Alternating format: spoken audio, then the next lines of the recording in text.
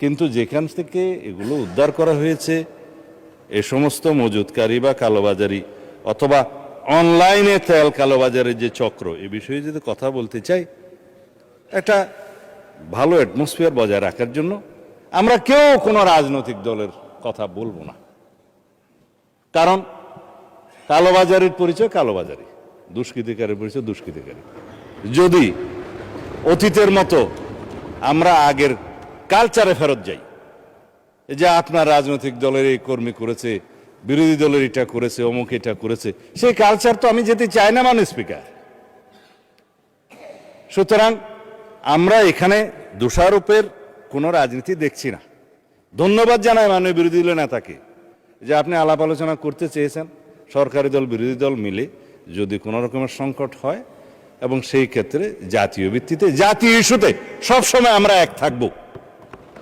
যেমনভাবে আমরা এক থেকেছি বিগত ফ্যাসিবাদী স্বৈরাচারী বিরোধী যে আন্দোলন, সেই আন্দোলনে যে জাতীয় ঐক্য আমাদের মধ্যে গঠিত হয়েছে, সৃষ্টি হয়েছে, সেই ঐক্যটাকেই শক্তিতে রূপান্তরিত করে আমরা এই নেশনকে এগিয়ে নিয়ে যাব, জাতিকে এগিয়ে নিয়ে যাব।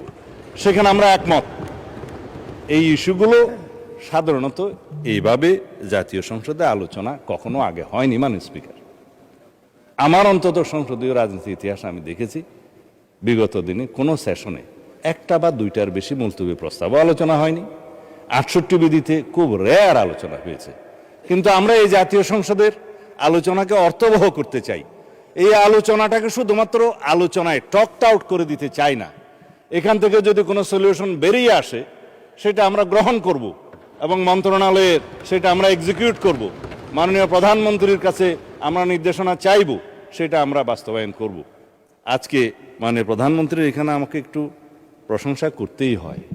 উনি প্রশংসা পছন্দ করেন না, তারপরেও করতে হয়। তিনি যদি দিক নির্দেশনা না দিতেন, আইন শৃঙ্খলা বাহিনী সহ এবং স্থানীয় পর্যায়ের জেলা পর্যায়ের ডিসি, এসপি এবং যারা পেট্রোলিয়াম সেক্টরে কাজ করে তারা সহ যদি মাঠ পর্যায়ে সবাই তদারকি না করত, তাহলে বড় ধরনের বিশৃঙ্খলা হতে পারত।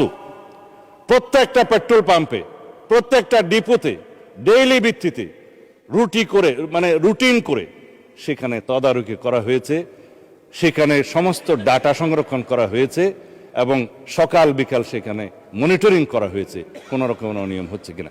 তারপরেও কিছু কিছু অনিয়ম হয়েছে, কারণ যেখানে দ্রব্যমূল্য কম থাকে সেই দ্রব্যটা মজুত করার, পাচার করার এবং অপচয় করার একটা প্রবণতা এটা হিউম্যান বিইং এর মধ্যে থাকে।